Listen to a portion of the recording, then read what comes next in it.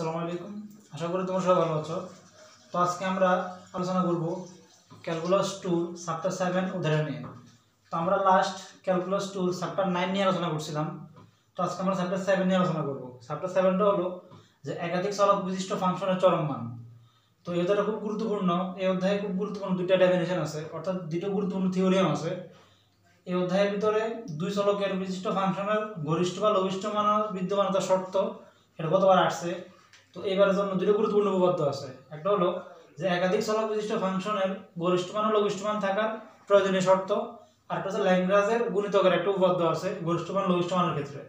তো দুটো উপপাদ্যের জন্য গুরুত্বপূর্ণ। তো তো এখন আমরা একটা উপপাদ্য আলোচনা করব। তো উপপাদ্যটা হচ্ছে একাধিক চলক বিশিষ্ট ফাংশনের গরিষ্ঠ মান লঘিষ্ঠ মান বিদ্যমানতার প্রয়োজনীয় শর্ত। তো উপপাদ্যটার বর্ণনাটা হচ্ছে এরকম, এটা গুরুত্বপূর্ণ। এটা 4, 14, 16 আসছে না ধরে, নাম ধরে 5, 14 আসছে। তো উপপাদ্যের বর্ণনাটা হচ্ছে এরকম যে যদি এবিসি বিন্দুর প্রতিবেশে f of x y z, ABC মানে এবিসি ডট ডট একাধিক বিন্দু আর কি, অর্থাৎ প্রতিবেশে f of x y z একাধিক চলকের ফাংশনের ক্ষেত্রে এই একাধিক চলকের ফাংশন যদি সসীম ও অবিচ্ছিন্ন হয়, তবে এবিসি ডট ডট এই বিন্দুগুলোতে f of x y z একাধিক চলক বিশিষ্ট ফাংশনের গরিষ্ঠ বা লঘিষ্ঠ মান থাকার প্রয়োজনীয়তা শর্ত হলো del f by del x equal del f by del y equal del f by del z equal dot dot. যতগুলো চলক থাকবে ততগুলো কি হবে যাবে। তো এটা হলো এই উপপাদ্যটার বর্ণনা। এখন আমরা একটা প্রমাণ দেখব। প্রমাণ। তো এই প্রমাণটার জন্য আমরা রোলের বা টেলর উপপাদ্যের কি সাহায্য নেব।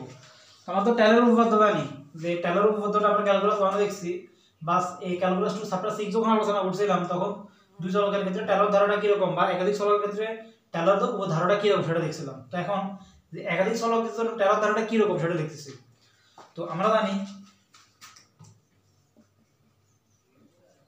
একাধিক চলকের টেলর ধারা একাধিক চলকের মূলত আমরা দুই চলক জানতাম আর কি। তো দুই চলক জানলে 3 চলক 4 চলক যত চলক বলুক না কেন, অর্থাৎ একাধিক চলক বলুক না কেন, টেলর ধারা আমরা তৈরি করতে পারবো। একাধিক চলকের টেলর ধারা হলো। তো এই জন্য আমরা কিছু ব্যবধি নিয়ে কাজ করি, যেটা আমরা টেলর ধারা সহজে বুঝতে পারি।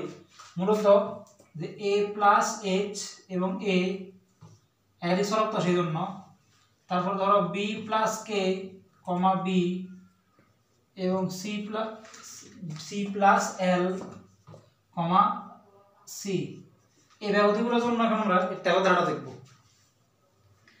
তো এই ব্যবধিগুলোর জন্য a প্লাস h অবশ্যই ব্যবধি বড়, a ছোট, b প্লাস k অবশ্যই বড়, b ছোট, c প্লাস l অবশ্যই বড় এবং c ছোট। এখানে a h k এবং l কি, h k l হলো a b c বিন্দু থেকে সামান্য একটু বৃদ্ধি পরিমাণ, ক্ষুদ্র পরিমাণ একটু বৃদ্ধি, মানে h k l টা হলো অতি ক্ষুদ্র মান।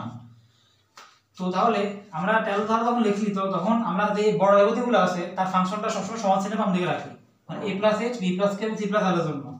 তার মানে f of a plus h একাধিক চলক, তো সেই জন্য b plus k comma c plus l dot dot equal to upper ব্যবধি b ইকুয়াল টু লোয়ার ব্যবধি f of লোয়ার ব্যবধি মানে লো ব্যবধি আর কি abc a comma b comma c dot dot dot plus, তারপরে আমরা পার্থক্য লিখতাম, অর্থাৎ যে a প্লাস h আর h এই দুইটা ব্যবধির মধ্যবর্তী পার্থক্য, a প্লাস h আর এই ব্যবধির মধ্যবর্তী পার্থক্য হলো কত h।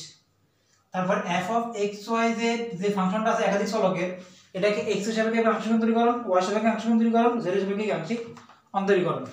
তো h into del by del x plus, তার পরবর্তীতে এই b প্লাস k আর b এই দুইটা ব্যবধির মধ্যবর্তী পার্থক্য সেটা কত k del by del y plus একাধিক চলক, তো সেটা একাধিক চলক আমরা লিখতেছি c প্লাস l আর c এর মধ্যবর্তী পার্থক্য অবশ্যই কত l del by del z, অর্থাৎ h into del by del x plus k into del by del y plus l into del by del z into f of x y z ফাংশনটা আমি বাইরে লিখছি আর কি, f of x, y, z dot dot dot এটা। আর এখানে বিন্দু তো abc বিন্দু, তার ফাঁসে লিখতেছি বিন্দুটা হলো কত, এখানে বিন্দুটা হলো মূলত a b c বিন্দু, বিন্দুর ভাষা এভাবে লিখে দিছি আর কি। তো এটা আবার একটা জন্য লিখছি, এভাবে চলবে আর কি সামনের দিকে, plus 1 by factorial 2 into h into del by del x plus k into del by del y plus L into del by del Z whole square F of X comma Y comma Z dot dot dot A comma B comma C plus এগুলো চলবে আর কি সামনের দিকে। আচ্ছা লিখলাম না, এটা বড় হয়ে যাবে লিখলে। Plus dot dot dot equal two 0। এটা হলো আমাদের যে একাধিক চলকের যে টেলর ধারা সেটা। তো এটাকে আমরা একটা সমীকরণ দেবো, এটা দেবো আমরা 1 নং সমীকরণ। আসলে তোমরা এখানে এতটুকু বুঝছো। তো এখানে দেখো, এখানে যেহেতু এইচ কে এবং এল এই তিনটা হলো অতি ক্ষুদ্র মান, তো এই ক্ষুদ্র মানগুলোকে আমরা যখন এখানে 2 ক্রমে লিখছিলাম তখন আবার লিখবো ডট ডট মানে আরো আছে, তখন 3 ক্রমে লিখবো, 4 ক্রমে লিখবো। আমরা জানি ক্ষুদ্র মানের উপরে যত মানে স্কয়ার মানে ফাওয়ার যত বেশি দেওয়া হয় তার মানটা তত ছোট দিকে চলে আসে। তো এখানে যেহেতু এইচ কে এল এই তিনটা অতি ক্ষুদ্র মান, তো তাদেরকে আমি যদি এইচ কে এল এর উচ্চঘাতগুলো আছে অবশ্যই এটাকে আমি যদি বড় করতাম a plus b plus whole square, তখন থেকে h স্কয়ার কি h স্কয়ার স্কয়ার আসবে না? আসবে। তার মানে এখন তো এখানে আমরা h কে l এর উচ্চঘাতগুলো আসবে সাইড স্কয়ার বাদ দিয়ে দেওয়া যায়, কারণ মানলে এত ক্ষুদ্র চলে আসবে কেন? স্কয়ার করলে বা কিউব করলে পুরো না লেখা যায়, সব এগুলো মানে না লিখলেই হয়। সুতরাং এখানে লিখবো যে h কে l অতি ক্ষুদ্র বিধায় h কে l অতি ক্ষুদ্র, তাই h কে l এর উচ্চঘাত বিশিষ্ট পদ উচ্চঘাত বিশিষ্ট পদ বর্জন করে পাই। তার মানে এখান থেকে h কে l এর উচ্চঘাত পদগুলো আসবে তাহলে বর্জন করা যাবে। তার মানে এই সম্পূর্ণ দ্বিতীয় ক্রমান্তরটা সরাসরি কি বাদ দিয়ে দেওয়া যাবে। তাহলে এখান থেকে সুতরাং আমরা পাই এটাকে 1 নং থেকে পাবো আর কি। সুতরাং 1 নং implies f of a plus h, b plus k, c plus l dot dot dot equal to f of a, b, c dot dot dot plus h into del y del x plus k into del y del y l into del y del z f of x, y, z বিন্দু হলো a, b এবং c। ফরটা চাইলে কি এখানে automatic মানে শূন্য করে মানে শূন্য লেখা যায় আর কি, যেহেতু মানটা অতি ক্ষুদ্র ইকুয়াল টু কত 0। আশা করি তোমরা এই লাইনটা বুঝছো কিভাবে এটা লিখছি। আমি উপরে লাইনটা মুছতেছি। আচ্ছা এটা মুছতেছি।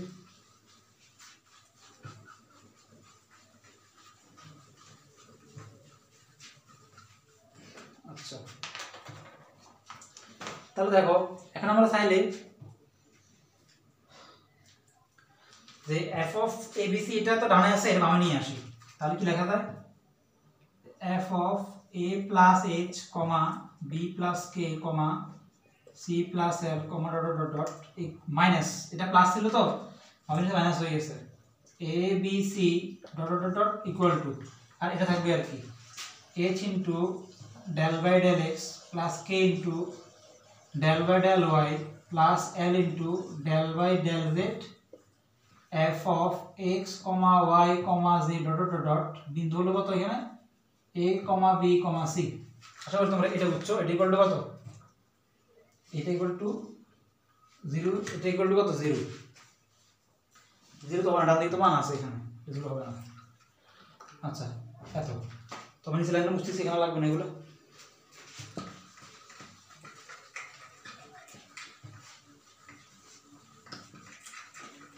আচ্ছা তো এখন দেখো এখানে যেহেতু এই বিশে একটা বিন্দু আছে না, তো বারবার আমরা বিন্দুটা না লিখে সংক্ষেপে আমরা বিন্দুটাকে একটা জিনিস ধরে নেই, তাহলে আমরা এটা লেখা লাগবে না।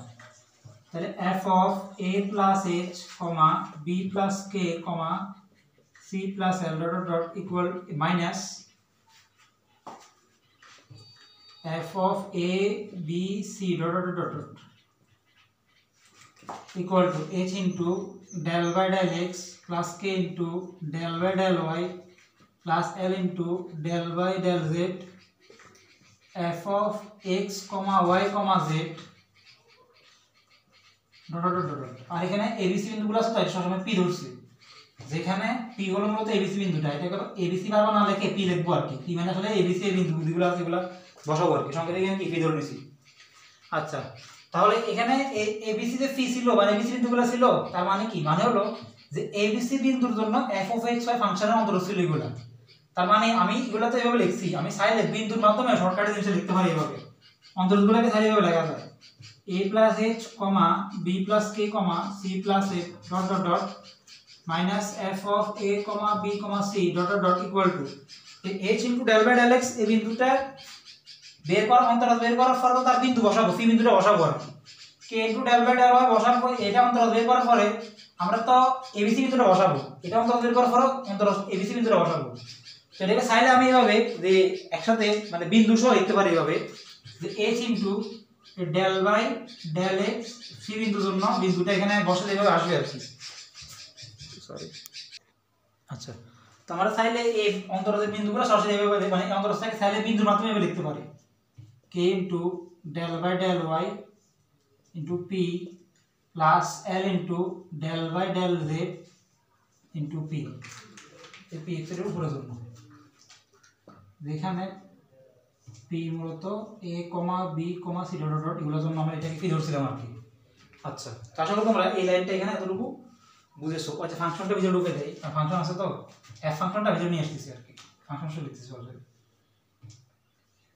কারণ ফাংশন এফ মানে কি এক্স ওয়াই জেড বিন্দুগুলোর জন্য আছে ফাংশনটা। তো এটাকে আমরা দুই নং সমীকরণ দেব। তো দেখো আমরা কিন্তু লঘিষ্ঠ বা গরিষ্ঠ মান শর্তের লঘিষ্ঠ মান কখন লঘিষ্ঠ মান হবে কখন গরিষ্ঠ মান হবে এটা জানি, কারণ আমরা ক্যালকুলাস মানে দেখছিলাম যে লঘিষ্ঠ মান গরিষ্ঠ মানের জন্য ফাংশনগুলোর শর্ত কিরকম হয়। সাপোজ আমি এক্স লঘিষ্ঠ জিনিসটা দেখাচ্ছি, সাপোজ ধরো এক্স লঘিষ্ঠ জিনিসটা এরকম মতো, এটা ছিল এক্স অক্ষ, এটা ছিল ওয়াই অক্ষ। আমরা চিন্তা করছিলাম একটা ফাংশন, ধরো এটা হলো একটা ফাংশন চিন্তা করছিলাম, এটা হলো কি y equal to f of x function. আমি এক্স লঘিষ্ঠ দেখাচ্ছি জিনিসটা কি ছিল আর কি। তো এখানে একটা বিন্দু ধরো ছিল এক্স ইকুয়াল টু একটা বিন্দু, এই বিন্দুর সামনে একটু ক্ষুদ্র একটু বৃদ্ধি, ধরলাম এটা আমি এইচ পরিমাণ একটু বৃদ্ধি করছি, তাহলে অবশ্যই এই বিন্দুটা হবে কত a প্লাস এইচ। তাহলে অবশ্যই এখানে যদি বিন্দু a প্লাস এইচ হয় তাহলে এখানে ফাংশনাল ভ্যালু আছে না, এই ফাংশনাল ভ্যালুটা দেখো হবে, আর এখানে একটা ফাংশনাল ভ্যালু আছে না, অবশ্যই এটা একটু করে দেই, এটা অবশ্যই f অফ কত a প্লাস এইচ। তাহলে দেখা যাচ্ছে কি এখান থেকে দেখা যাচ্ছে যে আমাদের এই বিন্দুতে ফাংশন ভ্যালু যা, এই বিন্দু থেকে আমি যত সামনের দিকে আগাবো ততই f অফ a এর মান কমতেছে, f of a plus h এর মান কিন্তু f অফ a থেকে f of a plus h function থেকে মানটা আসতেছে। আর এখান থেকে যত সামনে পিছন দিকে যাব ততই কিন্তু ফাংশন ভ্যালুটা কিন্তু কমতেছে, মানে f অফ a থেকে কমতেছে। তার মানে দেখা হলো এই বিন্দুটার ভিতরে ফাংশন মানটা হাই সর্বোচ্চ বিন্দু, তার মানে এই বিন্দুতে ফাংশনটার কি গরিষ্ঠ মান বিদ্যমান। তার মানে এখন আমরা এখানে গরিষ্ঠ মানের শর্ত জেনে গেলাম যে গরিষ্ঠ মানের ক্ষেত্রে গরিষ্ঠ মান মানে কি, গরিষ্ঠ বিন্দু মানে কি, কোন একটা রিজন বা কোন একটা এলাকায় যে বিন্দুতে ফাংশন ভ্যালুটা সর্বোচ্চ সেটা তার গরিষ্ঠ বিন্দু, সেটা গরিষ্ঠ মান বিদ্যমান। তারপর এই বিন্দুতে ফাংশন ভ্যালু যা তার আশেপাশে যত নিকটতম বিন্দু আছে সব বিন্দু থেকে অবশ্যই f অফ a মানতে ফাংশন ভ্যালু অবশ্যই সর্বোচ্চ, যত নিচের দিকে যাব যত এদিকে আসবো তত ফাংশন ভ্যালু তো কমবে। তার মানে f অফ a বিন্দুতে ফাংশন কি সর্বোচ্চ মানে গরিষ্ঠ মান বিদ্যমান আছে, মানে গরিষ্ঠ বিন্দু আর কি। তো এই কথাটা আমি লিখবো, তাহলে এখান থেকে আমি গরিষ্ঠ বিন্দুর জন্য মানে গরিষ্ঠ মানের জন্য আমি লিখতে পারি যে f of a plus h থেকে f অফ a অবশ্যই বড়, ফাংশন f অফ h টা ছোট গরিষ্ঠ জন্য f অফ a টা বড়, তাহলে এটা লিখতে পারি না f of a plus h less or equal f of a, অবশ্যই লিখতে পারি, কারণ এখান থেকে আমরা ফাংশন f অফ a টা বড় f of a plus h থেকে, তাহলে f অফ a প্লাস ছোট ফাংশন f অফ a থেকে, সেজন্য গরিষ্ঠ মান বিদ্যমান তার জন্য f of a plus h less equal two f of a, তার মানে গরিষ্ঠ মান সবচেয়ে এটা। সিমা আমরা লঘিষ্ঠ যদি চিন্তা করতাম চিত্রটা তাহলে কি হতো, উল্টাটা হতো আর কি, f of a plus h greater equal কত হতো f অফ a হতো। তাহলে লঘিষ্ঠ চিত্রটা কি রকম হতো জিনিসটা, লঘিষ্ঠ জিনিসটা তো এরকম এরকম হতো। তার মানে এখানে যে f অফ x থাকে এইখানে f অফ a যদি থাকে আর এখানে যে f অফ ধরলাম এটা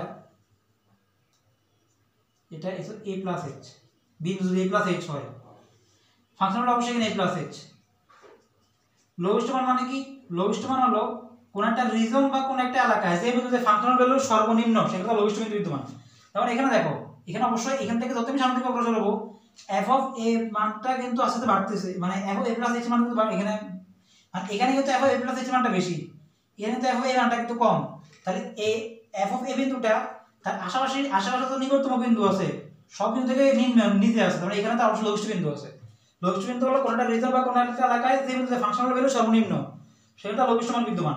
তাহলে অবশ্যই এই বিন্দুতে ফাংশনাল মানটা আশেপাশে তো নিকটতম বিন্দু আছে, সবগুলো থেকে অবশ্যই মানটা কম, তাহলে এখানে লঘিষ্ঠ বিন্দু আছে, তার জন্য এখন এই মানটা এখানে কম হবে এবং এই প্লাস এইচ মানটা কি বড় হবে, সেজন্য লঘিষ্ঠতার সূত্র লিখছি এটা।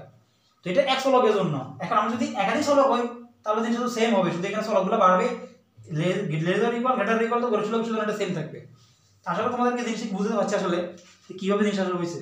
তো গরিষ্ঠ মান শর্ত আমরা তাহলে এটা লিখবো একাধিক চলকের জন্য, আর লঘিষ্ঠ মান শর্ত আমরা এটা লিখবো একাধিক চলকের জন্য, কারণ গরিষ্ঠ লঘিষ্ঠ মান জিনিসটা কিভাবে লিখছি এটা। তাহলে ওরা লিখবো এখন এখানে। সুতরাং গরিষ্ঠ মান বিদ্যমান থাকলে মানে এবিসি কথা মানে লিখতে হবে আর কি, এবিসি বিন্দুতে এফ অফ এক্স ওয়াই ফাংশনে এফ অফ এক্স ওয়াই যে ডট ফাংশনের যে গরিষ্ঠ মান বিদ্যমান তার থাকলে এটা হবে আর কি। আমি লিখতেছি এটা সরাসরি, গরিষ্ঠ মান বিদ্যমান থাকলে তাহলে কি হবে, একাধিক চলকের জন্য তো আমি একাধিক চলকের জন্য লিখে ফেলতেছি জিনিসটা। তাহলে কি f of a plus h comma b plus k comma C plus l comma dot dot dot equal a less or equal, কারণ গরিষ্ঠ মান দেখছি আমরা জিনিসটা এইমাত্র, f of a comma B comma c dot dot dot এটা হবে না একাধিক চলকের জন্য। এক চলকের জন্য যদি এটা হয় একাধিক চলকের জন্য জিনিসটা সেম হবে। তো আমরা এক কাজ করি, এটা ডানে নিয়ে আসি, বামে নিয়ে আসি, f of a plus h comma b plus k comma C plus l dot dot dot minus f of a comma B comma c less c dot dot dot dot less equal to কত 0, না থেকে কিছু নাকি 0। আমরা এই জিনিসটা কি এখানে ডান হাত থেকে আমি নিয়ে আসছি। তো এটাকে আমরা সমীকরণ ধরে দেবো আমরা 3 নম্বর ইকুয়েশন। তখন ফুল লাইনে মুছতেছি, এই জায়গাটা লাগবে 2 নম্বর ইকুয়েশনটা লাগবে।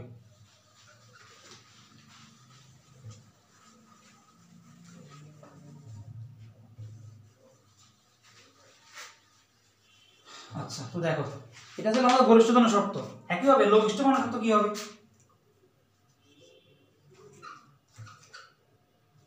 লঘিষ্ঠ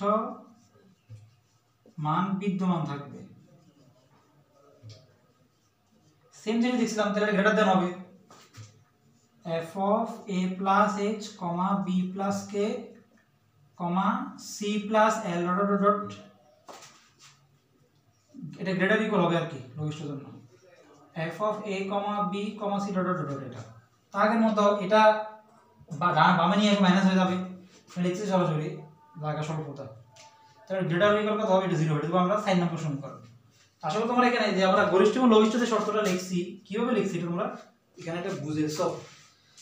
আচ্ছা তাহলে এখন আমরা দেখো 3 নং এ কি আছে, 3 নং এ f of a plus h b plus k c plus l এটা থেকে এটা বিয়োগ দিলে একবার এটা 0 সমান বা 0 ছোট হবে, আবার একই জিনিসটা 0 থেকে বড় বা 0 সমান হবে। তার মানে এই দুইটা থেকে যদি আমি কম্বিনেশন করি তাহলে কি লিখতে পারবো, এটা আর এটা ইকুয়াল 0 লিখতে পারবো না, কারণ ইকুয়াল ইকুয়াল আছে, এই দুইটাতে ইকুয়াল আছে। তাহলে 2 এর 3 থেকে ক্যালকুলেশন করলে আমরা f of a plus h b plus k c plus l minus এত 0 লিখতে পারবো না, কারণ ইকুয়াল তো দুই জায়গায় কমন। সেজন্য আমরা 2 3 এবং 4 থেকে কি ফেলে লিখবো, মুছতেছি জিনিসটা। এই দুইটা থেকে আমরা সরাসরি এটা ইকুয়াল 0 লিখতে পারবো।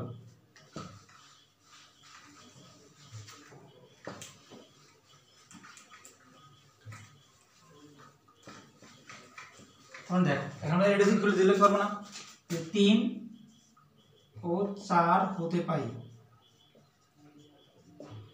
কি পাই f of a plus h b plus k c plus l dot dot dot minus f of a b c dot dot dot equal to 0 লিখতে পারি না, কারণ একবার ছিল এটা লেস ইকুয়াল 0 আর এটা গ্রেটার ইকুয়াল 0, তো দুটোর পক্ষে 0 তো কমন যেহেতু, তাহলে এই 2 3 3 এর সাথে তোমরা কি লিখতে পারি আমরা 0 লিখতে পারবো। তাহলে দেখো আমরা কিন্তু দেখো এই টার্মটা না 0 জানি, তাহলে দেখো 2 নম্বরে ইকুয়েশন রেখে রাখি দিয়েছি আমরা। তো এখানে আমরা যদি এই টার্মটা তো 0 এখন পাইছি, 2 নম্বরে মানে তো 0 বসাতে হয়, তাহলে এটার সময় 0 পাবো না, অবশ্যই পাবো। তাহলে দেখো 2 নম্বর প্লেস 2 নম্বর কি তাহলে কি থাকবে, আর দেখো এইটার মান যদি 0 হয় এই জায়গায় 2 নম্বরে এই জায়গায় মানটা বসাই দিই, একই মান না 0 না, তাহলে এটা ইকুয়াল টু 0 হবে না, অবশ্যই হবে h del f by del x p বিন্দুর জন্য plus k del f by del y p বিন্দুতে plus l del f by del z এটা কত p বিন্দুতে, এটা ইকুয়াল কত হবে 0 হবে। কারণ আমরা যদি এখানে দেখলাম যে এটার মান কত 0 এখানে বসালে হবে আর কি। দেখো যেহেতু এখানে h k l এই তিনটা অতি ক্ষুদ্র মান, এখানে যেহেতু যে h কে অতি ক্ষুদ্র মান এবং স্বাধীন রাশি, তো চাইলে এই সরাসরি অন্তরজগুলোকে চাইলে সরাসরি 0 লেখা যায়। কারণ কোন একটা অন্তরজ যদি আলাদা অন্তরজগুলোর যোগফল যদি সমান 0 থাকে, চাইলে ওই অন্তরজগুলোকে আলাদা 0 লেখা যায়। যদি 0 লিখি তাহলে কি হবে দেখো তো, তাহলে del f by del x, h কে স্বাধীন রাশি এগুলো 0 হয়ে যাবে, এটা সমান 0 হবে। আবার del f by del y এটাও 0 হবে, এবং del f by del z এটাও তো 0 হয়ে যাবে। অন্তরসমূহের যোগফল যদি 0 থাকে তাদেরকে আলাদা 0 আকারে লেখা যায়, আর h কে স্বাধীন রাশি তো এগুলো 0 হয়ে যাবে। আর বিন্দুর জন্য এগুলো বিন্দু এখানে আছে আর কি বিন্দু।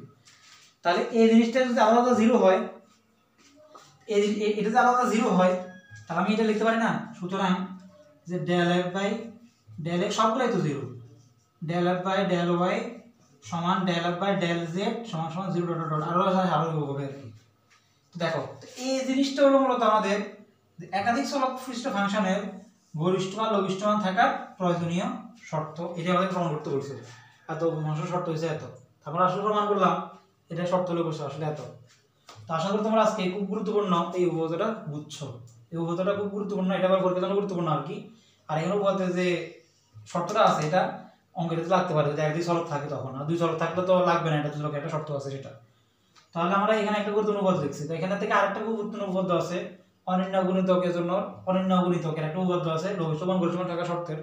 তখন পরের লেকচার থেকে ওই অনির্ণয় গুণিতকের উপপাদ্যটা কি আলোচনা করার চেষ্টা করব। আজকে পর্যন্ত সবার থাকো, আসসালামু আলাইকুম।